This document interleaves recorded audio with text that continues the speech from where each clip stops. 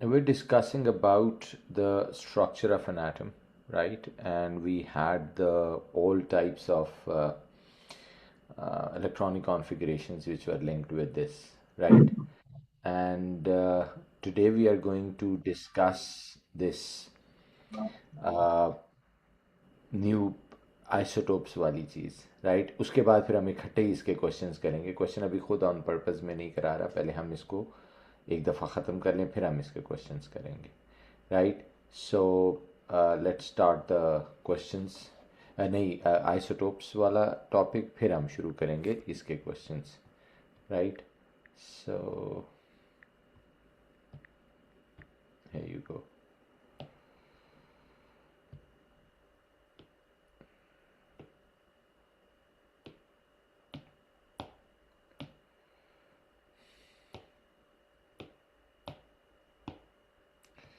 Okay जी, आप heading देंगे आज आइसोटोप्स का जी। Here you go. Before I go for the isotopes, for the quick revision मैं आपको कुछ चीज़ें बता दूं कि हमने अभी तक ये देखा है कि एटॉमिक नंबर क्या है, न्यूक्लियॉन नंबर क्या है, एटॉमिक नंबर क्या है, न्यूक्लियॉन नंबर क्या है। एटॉमिक नंबर क्या बताता है हमें? Number of protons. और जो न्यूक्लियॉन नंबर होता है वो हमें क्या बताता है? Proton plus neutrons. फिर हमने इलेक्ट्रॉनिक कॉन्फ़िगरेशन देखी इन शेल्स और सब शेल्स। शेल्स में देखी है, सब शेल्स में देखी है, एंड ऑर्बिटल्स में, राइट? सो ये सारी अब तक की हमारी डिटेल है जो हमने कर ली है।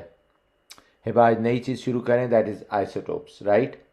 तो आप हेडिंग देंगे, इलेक्ट्रॉनिक कॉन्फ़िगरेशन हमने कर ली थी सब शेल्स में, एटम्स में, ऑर्बिटल्स में, राइट? ऑर्बिटल में आपको वो भी बता दिया था कि अनपेयर्ड या हाफ फील्ड इलेक्ट्रॉन्स कैसे रखे जाते हैं। आज है हमारे पास आइसोटोप्स। तो हेडिंग दें, ओ लेवल वाली डेफिनेशन लिख रहा हूँ, कोई नई चीज़ नहीं है। Atoms of same element having same number of having different number of neutrons but the same number of protons, having different, वालेकुम अस्सलाम, आ जाओ बच्चे, different number of neutrons but same protons। या आप ये भी कह सकते हैं कि atoms of same element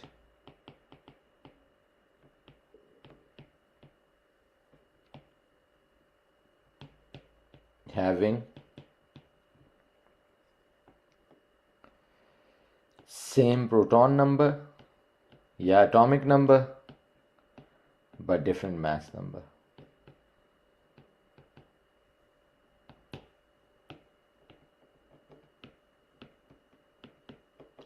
इसकी और न्यूक्लियॉन नंबर, इसकी एग्जांपल्स भी हमने देखी। फॉर एग्जांपल देखिए, दो एग्जांपल दे देता हूँ। For example chlorine. क्लोरीन के कितने आइसोटोप्स होती हैं? Chlorine has 2 isotopes. क्लोरीन के सिर्फ 2 आइसोटोप्स होते हैं, right? Cl35 and Cl37, right?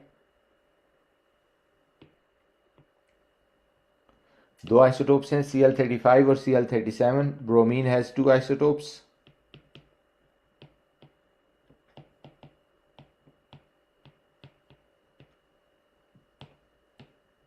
Br79 and Br81। इसी तरह हाइड्रोजन हैज़ 3। अब बच्चों, ओ लेवल तक तो हम यही कहते थे ना कि कितने आइसोटोप्स हैं वो बता दें, और साथ ज़्यादा से ज़्यादा हम ये कहते थे कि इनकी अबंडेंस बता दें। जैसे जब आप इन आइसोटोप्स को देखते हो तो आप कहते हो जी नेचर में ये हमेशा 75% होता है और ये 25 होता है, ये वाला 50% है और ये वाला भी 50 है, यानी इक्वल रेशो में होते हैं। इनकी परसेंटेज नहीं लिख रहा, लेकिन यही दो चीज़ें होती थी। हम ओ लेवल में ये नहीं देखते थे कि हमारे पास ये सारा डेटा कहाँ से आया, या प्रॉबेबली देखते थे but not in detail.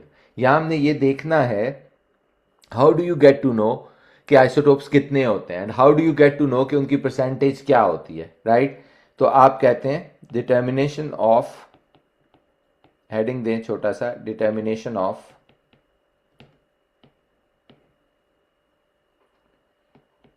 isotopic masses and relative abundances of isotopes.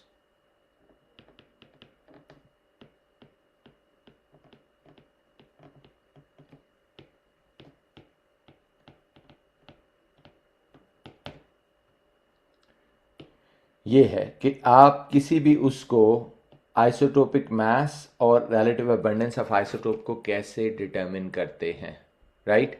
देखिए ज़रा, मिसाल के तौर पे हम कहते हैं कि there is a technique which is used for this purpose. इसको हमने डिटेल में बाद में पढ़ना है, अभी मैं नीड टू नो बेसिस पे इंफॉर्मेशन दूंगा। There is a technique which is used known as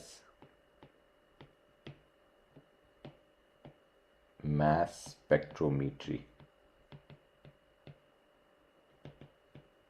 मैं ज़्यादा डिटेल नहीं बता रहा, इसकी वर्किंग नहीं है हमारे सिलेबस में, just need to know basis पे इंफॉर्मेशन दे रहा हूँ।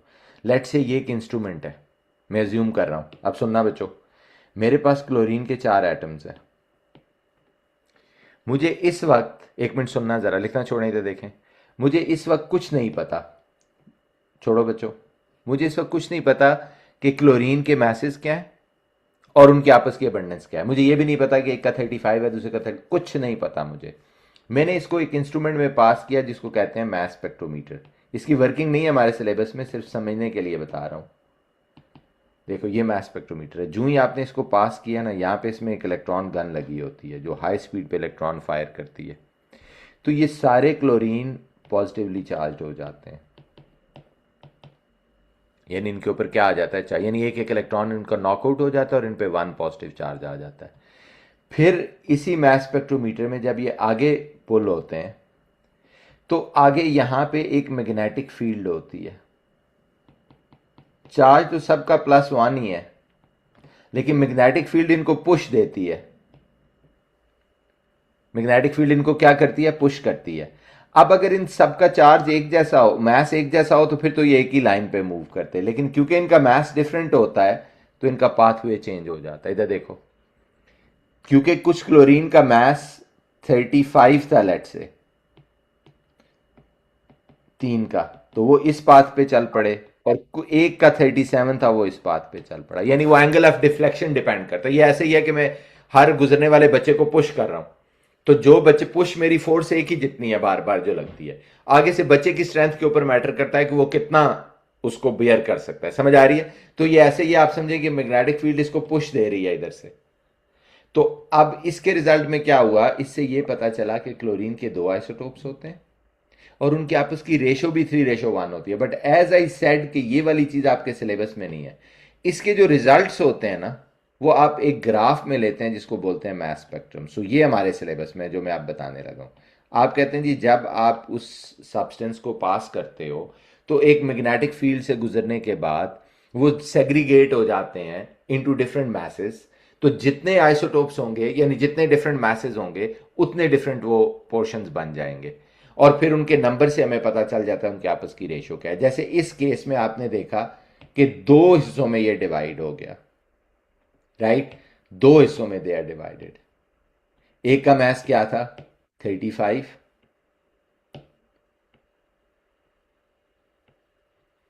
और दूसरे का मैस क्या था, 37।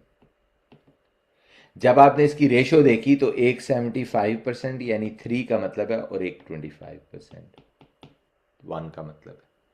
आप कहते हैं this is known as mass spectrum. So this is the data which I use to see कि हाउ मेनी आइसोटोप्स। फिर आप कहते हैं इसी डेटा को यूज करके हमें पता चला कि अच्छा, क्लोरीन हैज 2 आइसोटोप्स एक का मास क्या है 35, दूसरे का मास क्या है 37, इसकी परसेंटेज क्या है 75, इसकी परसेंटेज क्या है 25 इन द रेशो। कहता है देन यूज करें इसको, क्वेश्चन है वो कह रहा है इसको यूज करें and determine relative atomic mass।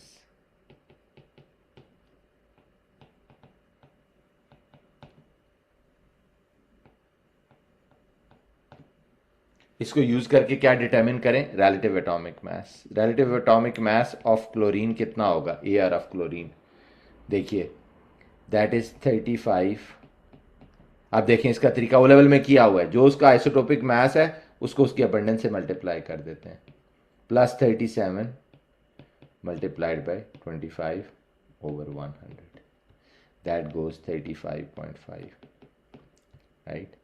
So ये relative atomic mass है, ये relative isotopic masses हैं। So ये difference आपने समझना है कि क्लोरीन के relative isotopic masses and their abundances are used to determine the relative atomic mass of chlorine जो कि 35.5 है, right? इसीलिए आप दोनों की डेफिनेशन में फर्क है। आप देखो जब आप रिलेटिव आइसोटोपिक मास की और ये सब आपको पता है ना किस रेफरेंस से लिए गए हैं, ये कार्बन 13 के रेफरेंस से लिए गए हैं। इसलिए जब आप इसको डिफाइन करते हो रिलेटिव आइसोटोपिक मास की, तो आप कहते हो it is the mass of N isotope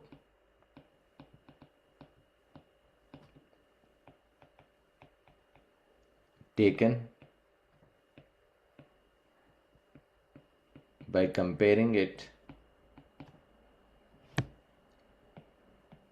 with 1/12 unit mass of carbon C13। सो किसी भी आइसोटोप का मास जो कार्बन के मास से कंपेयर करके लिया जाता है उसे रिलेटिव आइसोटोपिक मास कहते हैं। लेकिन relative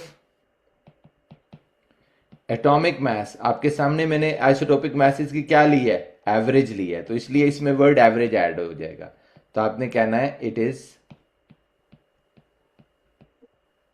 average mass of N isotope.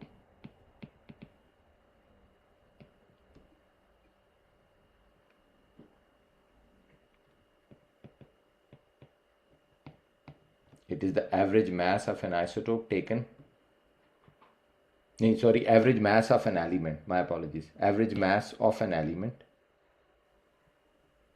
taken by comparing it with 1/12 unit mass of carbon C13। Okay ये दोनों में वर्ड एवरेज आपने याद रखनी है। ओके और ये आपने देख लिया कि पहले आइसोटोपिक मास और अबंडेंस दोनों हो तो हम उसको यूज करके कैसे निकाल लेते हैं। इसमें कभी कभार वो आपको इस तरह का क्वेश्चन भी दे देते हैं, जैसे ये देखें वो आपको डायरेक्ट स्पेक्ट्रम दे देते हैं। जैसे मिसाल के तौर पे वो कहते हैं जी कि let's say neon has mass spectrum. अब ये देखें ये नियॉन का मास स्पेक्ट्रम है, ये इस तरफ हमेशा क्या होती है रिलेटिव और परसेंटेज अबंडेंस, ये प्लीज पिछले में भी लेबल कर लीजिएगा। और इस तरफ जिसको हम मास बोल रहे होते हैं वो m/e वैल्यू होती है। मैं इसकी डिटेल में भी इसलिए नहीं गया कि ऑर्गेनिक में फिर हमने इसको बहुत डिटेल में पढ़ना है। तो मास ओवर चार्ज वैल्यू होती है ये, तो आप समझ लें मास ही होता है इस तरफ। अब ये तीन लाइंस आई जब मैंने इसका स्पेक्ट्रम देखा ना, ये देखो बच्चों, एक यहां पे आई,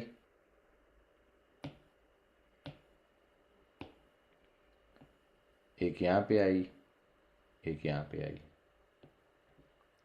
ये लेट से 80 थी, ये 15 थी, ये 5 थी, सॉरी ये 20 था, ये 21 था, ये 22 था, ये 80 है, ये 15 है और ये 5 है। ज़रा निकालें आप। This is the mass spectrum जो कि बता रहा है कितने आइसोटोप्स हो गए हैं इसके। तीन आइसोटोप्स हो गए ना, 20, 21 और 22। तीनों की परसेंटेज भी दी हुई है।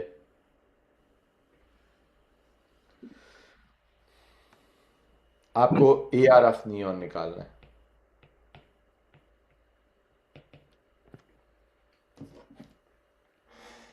जिशान वो टैग करें जो ए एस की वर्कशीट थी प्लीज।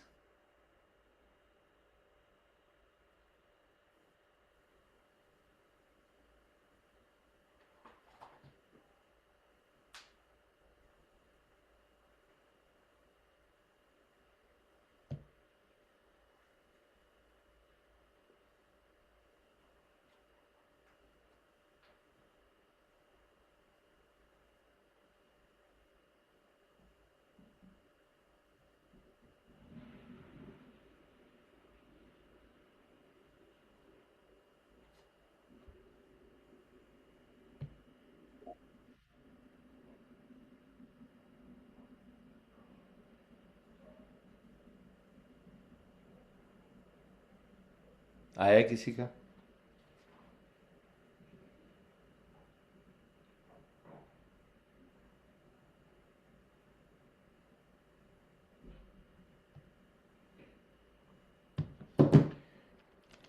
हिबा, किसको किससे मल्टीप्लाई किया है बच्चे?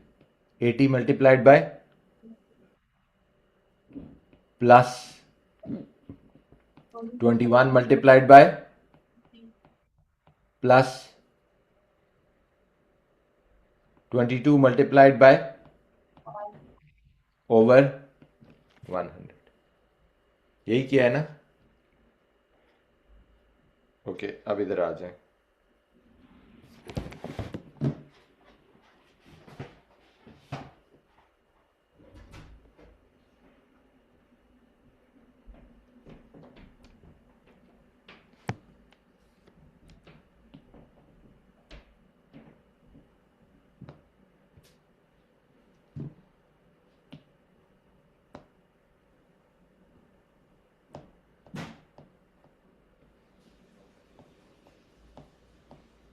देखें जरा बच्चों please.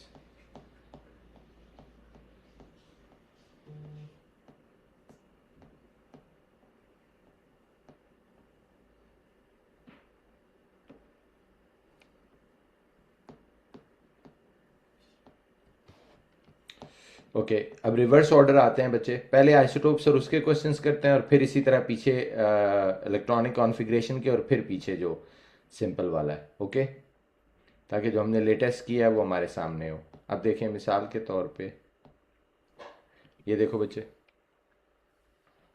A sample of strontium exist as a mixture of four isotopes. Please ये डेटा आप अपने पास या कॉपी करने की ज़रूरत नहीं है। कह रहे हैं स्ट्रोंटियम का जो आइसोटोप है exists as four isotopes. Information about three of these isotopes is given in the table. Calculate the abundance of fourth isotope. कह रहे स्ट्रोंटियम के चार आइसोटोप्स होते हैं, तीन दिए हुए हैं। चौथे का ना मैथ नंबर पता है ना अबंडेंस पता है। मैथ तो चले मैं एक्स कर देता हूं। कह रहे अबंडेंस कितनी होगी, कैन समबडी फाइंड? क्या हमारे पास कोई तरीका है हम इसकी अबंडेंस बता दें? हिंट दे देता हूं, बाकी तीन की परसेंटेज में गिवन है।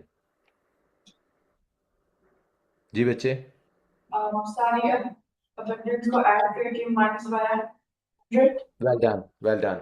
आप कह रहे हैं कि क्योंकि आउट ऑफ 100 है तो हम ये कर सकते हैं कि हम 100 में से इन सब को ऐड करके माइनस कर देते हैं तो हमारे पास आ जाएगा स्ट्रेट फॉरवर्डली। सो ज़रा करना 9.86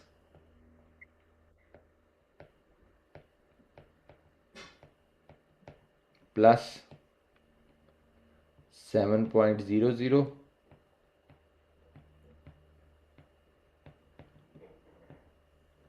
प्लस 82.58। Can you see? हमारा आप भी चेक करें, आप भी चेक करें बच्चे।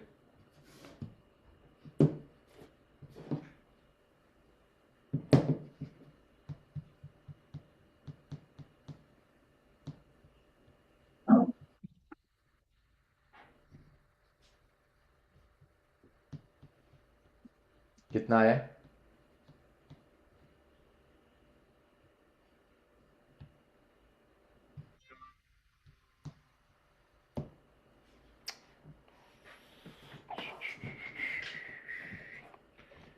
एक सेकंड बच्चों, मैं दोबारा शेयर कर रहा हूँ स्क्रीन। आपका आंसर क्या है वो बता दें।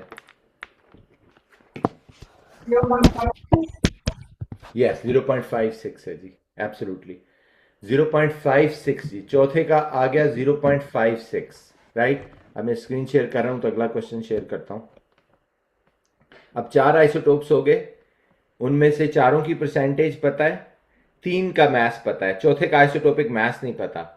और अगर मैं आपको ए आर दे दूं तो आप कहते हैं हम फाइंड कर सकते हैं चौथे का भी। Can you? देखिए मिसाल के तौर पे, लुक एट दिस। चौथे का मैं आपको तीनों की परसेंटेज देता हूं। आई होप आपके पास कैलकुलेटर होगा, तो आप चौथे की भी परसेंटेज निकालेंगे। I am sharing my screen.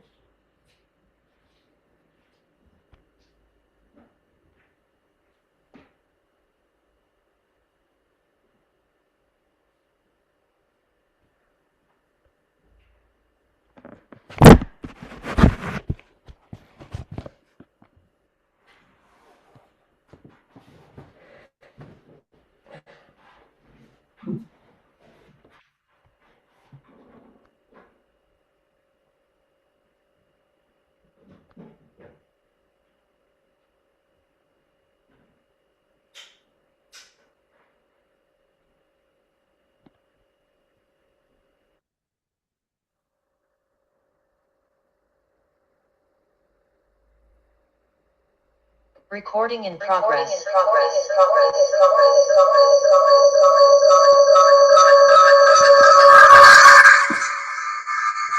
यार इसको बंद करें।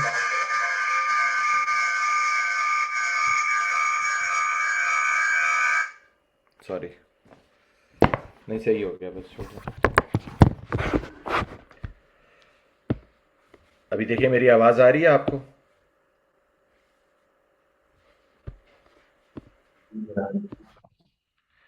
ओके, सो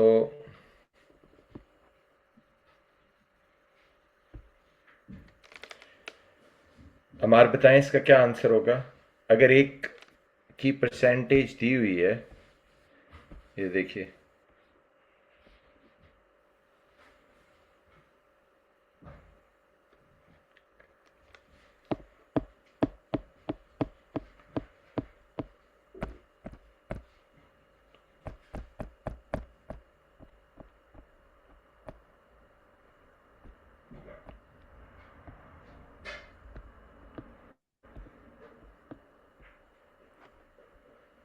ये है बच्चे 0 पॉइंट, आपने कितना बताया था मानूर?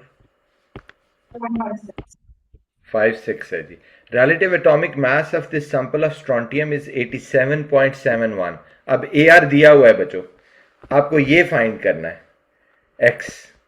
ये तो आ गया ना 0.56, तो आप कहते हैं ये तो आसान है। 87.71 ए आर जो होगा will be equal to what? 86 जो कि पहला है, multiplied by 9.86 plus 87 multiplied by 7 plus 88 multiplied by 82.58 plus X. आखिरी का मैथ्स नहीं पता ना, लेकिन उसकी अबंडेंस पता है 0.56।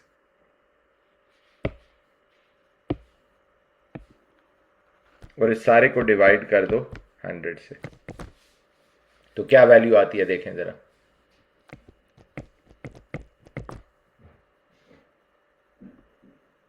87.77 इंटू 100 कर दें और इक्वल टू इस सारे को सॉल्व कर दें फॉर द एक्स। इसकी वैल्यू आ जाएगी, if we solve it, let me calculate this.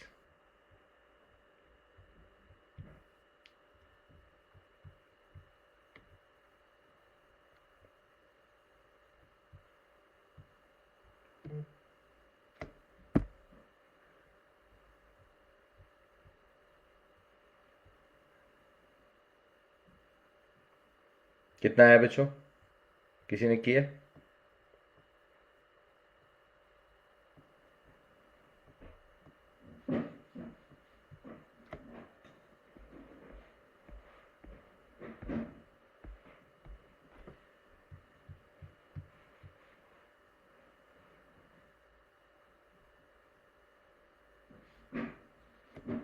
Anyone? नहीं है calculator? Anyone has a calculator?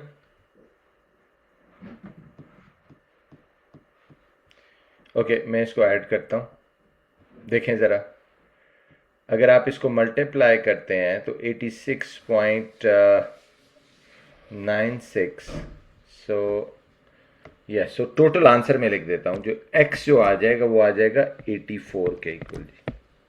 ये वैल्यू आ जाएगी 84। सो this is the fourth isotope, ये वाला जिसका 84 है, राइट। सो एक ये तरीका हो सकता है बच्चों, इसी में एक और तरीका भी हो सकता है, ये देखें।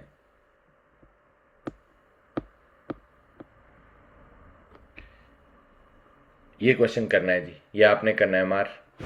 आप लोगों के पास कैलकुलेटर है? कहता है boron occur naturally as a mixture of two stable isotopes B10 and B11. The relative isotopic masses of percentage abundance are shown here. पहले कह रहे टर्म relative isotopic mass, अभी अभी मैंने लिखवाई है डेफिनेशन, हिबा क्या होगी? It is the mass of an isotope taken by comparing it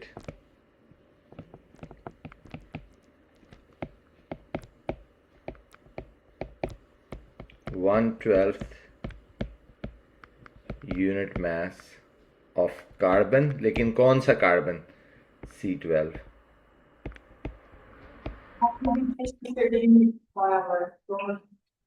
जी बच्चे, नो C12, प्लीज उसको सही कर लें, C12, माय अपोलॉजीज। और ये आइसोटोपिक मास है तो उसमें एवरेज नहीं देना, अगर वो होता ना नॉर्मल तो फिर एवरेज देना था। अगर रिलेटिव एटॉमिक मास हो तो दो चेंजेस होंगी, एक यहाँ एवरेज आएगा और मास ऑफ आइसोटोप की बजाय मास ऑफ एन एलिमेंट या एटम होगा।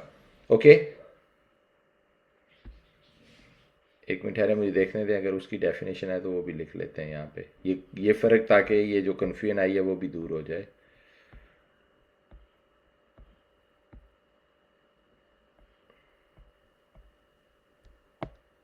ये देखें फॉर एग्जांपल,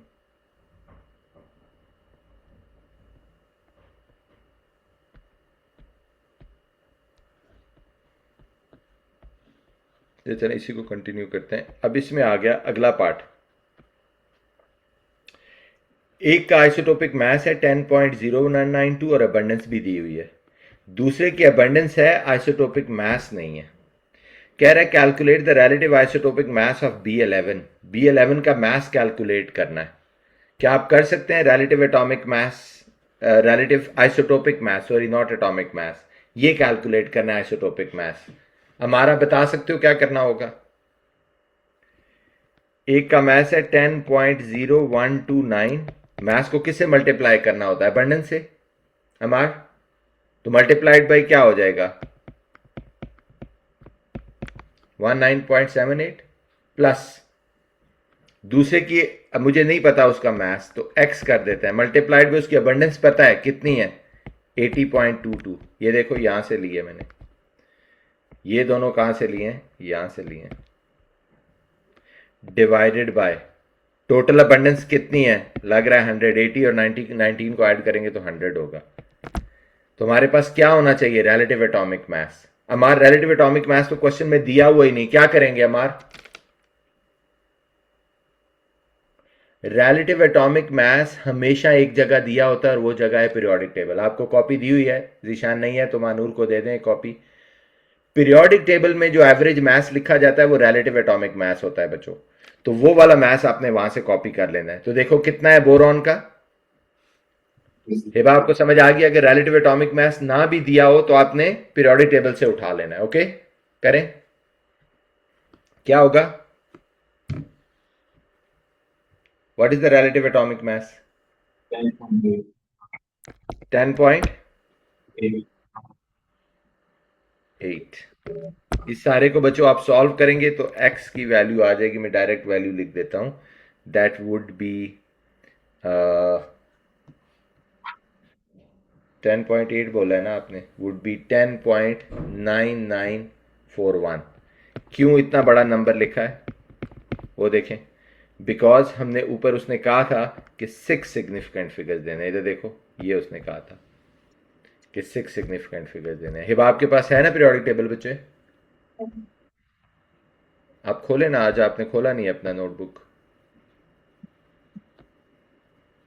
क्लियर है? Okay next.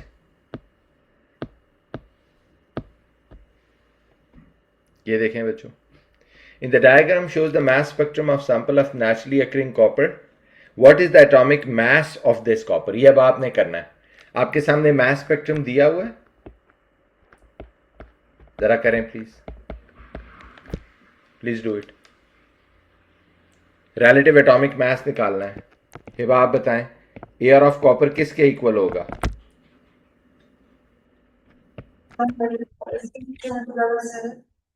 63 multiplied by 7 plus 65 multiplied by 3 divided by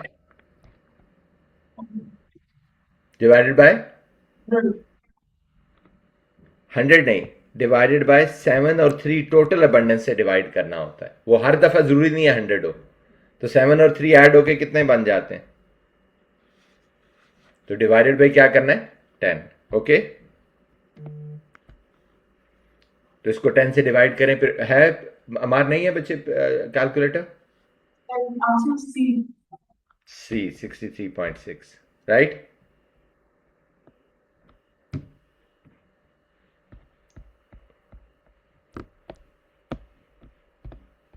next is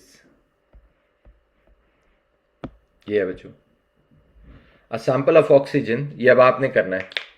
हमारा अगर नहीं है तो वर्किंग कर दें, कैलकुलेशन का आंसर मैं दे दूंगा।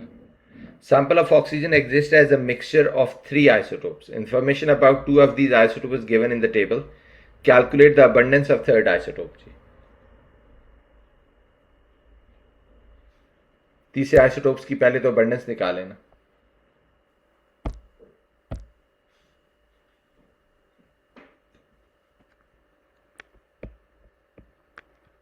What is the abundance?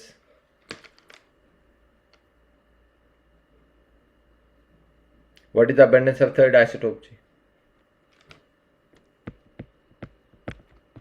वही तरीका याद है ना, अभी किया था हमने। इन दोनों को ऐड करके 100 से माइनस कर देंगे। मानूर कितनी आई है? 0.2। नीचे वाला क्वेश्चन करें जरा अब।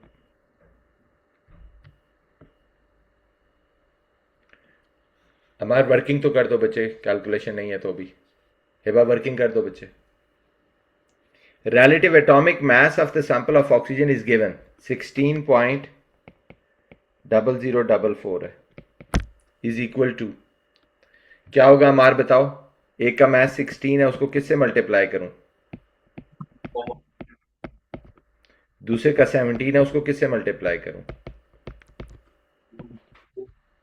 और किससे डिवाइड कर दूं? और प्लस तीसरे का सॉरी एक्स है, उसको किससे मल्टीप्लाई करूं? Divided by 100। यही है ना?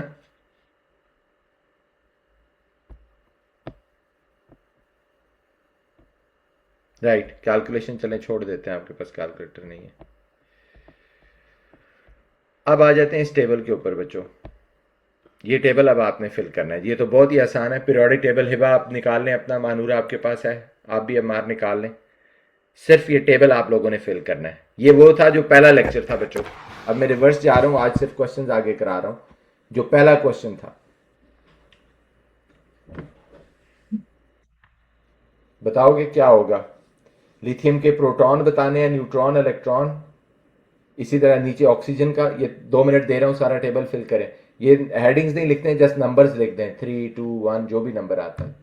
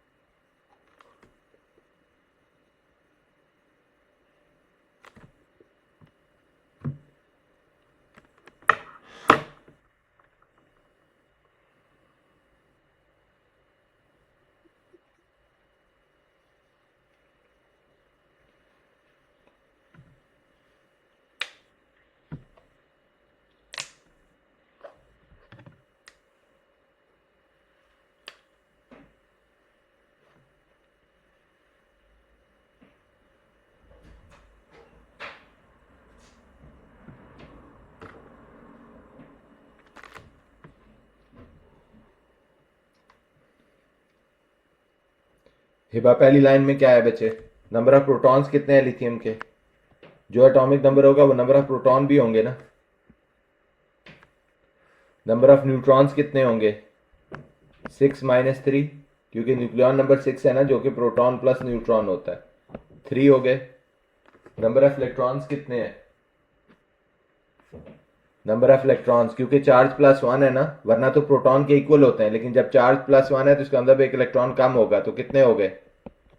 2। नहीं समझ आया? यही किया ना मानूर, आपने भी यही किया था। नीचे देखें ऑक्सीजन।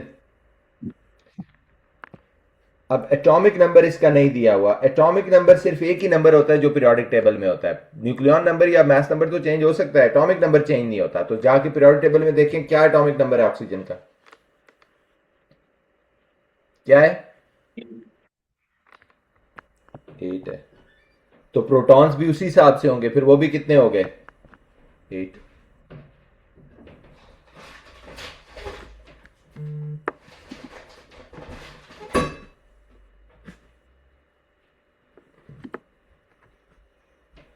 नेक्स्ट, ओवरऑल चार्ज क्या है? नहीं, बल्कि न्यूक्लियॉन बताएं। What is nucleon number? वो किन दो को ऐड करो तो न्यूक्लियॉन नंबर आता है? प्रोटॉन प्लस न्यूट्रॉन ना। 8 + 9 कितने हो गए? 17। ये पीरियोडिक टेबल से नहीं देखना। और ओवरऑल चार्ज क्या है वो देखें।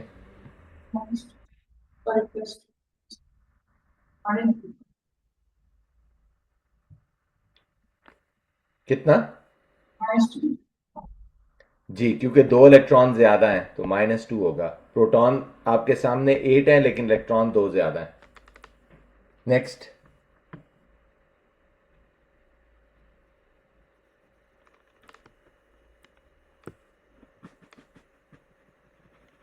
नेक्स्ट, ये कौन सा एलिमेंट है? मैंने कहा ना पीरियोडिक टेबल से जाके देखो, एटॉमिक नंबर तो दो नहीं हो सकते ना। 26 एटॉमिक नंबर किसका मिला आपको? मेरा ख्याल आयरन का है। उसी हिसाब से देखो, एटॉमिक नंबर 26 है तो नंबर ऑफ न्यूट्रॉन्स भी कितने होंगे? How many neutrons?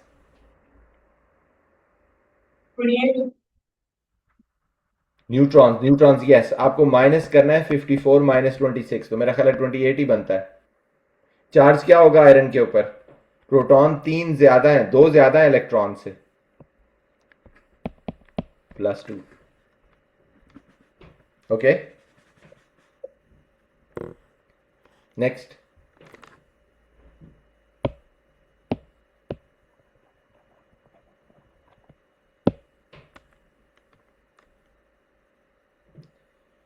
Next element कौन सा है जिसके प्रोटॉन 17 है, उसका एटॉमिक नंबर भी 17 होगा ना? यस, तो 17 वाला क्लोरीन है जी। न्यूक्लियॉन नंबर देखने के लिए आपने पीरियोडिक टेबल नहीं यूज करना, आपने ये दोनों यूज करने के 17 और 18 को ऐड करें, 35 बन गया। इलेक्ट्रॉन्स कितने होंगे? क्योंकि चार्ज 0 है इसलिए जितने प्रोटॉन्स है उतने ही इलेक्ट्रॉन हो जाएंगे। 17 हो गया। Got it? इसी तरह का और टेबल दे रहा हूं, बिल्कुल सेम चीज। अब ये कंप्लीट आपने भरना है, मैंने आपकी कोई हेल्प नहीं करनी इसमें। बताइए जरा, 2 मिनट दे रहा हूं, आपने सिर्फ आंसर्स लिखने हैं। पीरियोडिक टेबल यूज कर सकते हैं हिबा, निकाल लो बच्चे आप भी।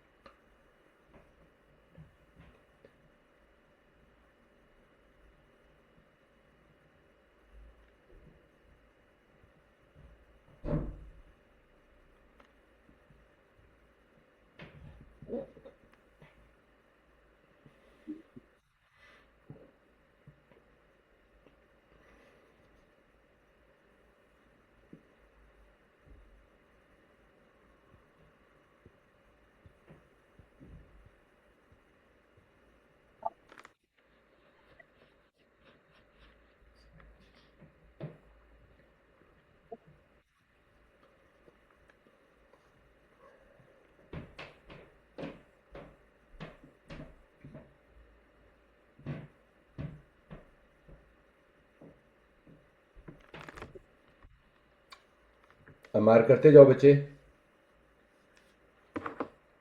क्या आया नंबर ऑफ प्रोटॉन? पहले का हिबा आपसे शुरू करता हूं, पहला कॉलम आप फिल कराएं। बोरॉन का प्रोटॉन कितने हैं? न्यूट्रॉन्स कितने हैं? न्यूट्रॉन्स जी 5 ही हो गए। इलेक्ट्रॉन्स कितने हैं जी? 5 ही होंगे क्योंकि जीरो चार्ज है ना, तो प्रोटॉन इलेक्ट्रॉन बराबर होंगे। मानूर नाइट्रोजन का बताओ बच्चे। नहीं, पहले एटॉमिक नंबर बताओ। एटॉमिक नंबर क्या होगा? 7। तो प्रोटॉन्स कितने हो गए? 7।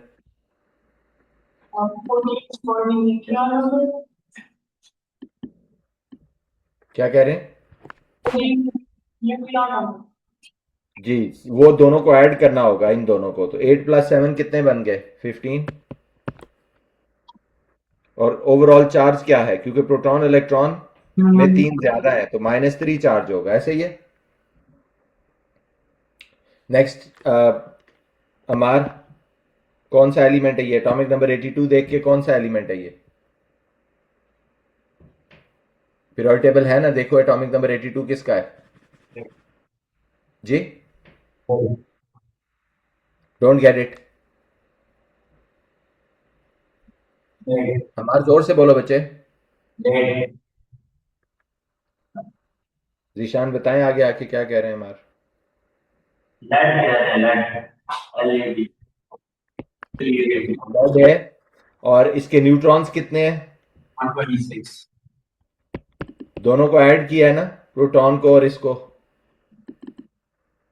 और चार्ज क्या है हमारे इसके ऊपर जी? +2, क्योंकि 2 प्रोटॉन ज्यादा है। आखिरी वाला मानूर आप बताएं कौन सा है? नहीं, वो 14 इसलिए कि आप पीरियोडिक टेबल देख रहे हैं। मैंने कहा न्यूक्लियन नंबर के लिए पीरियोडिक टेबल नहीं देखना, आपने इन दोनों को ऐड करना है। तो देखो न्यूट्रॉन और प्रोटॉन को ऐड करना है। तो जो यहां हम यूज करें वो उसका आइसोटोप है जो पीरियोडिक टेबल में लिखा हुआ है। ओके, हिबा आप बता दें आखिरी वाले का क्या होगा?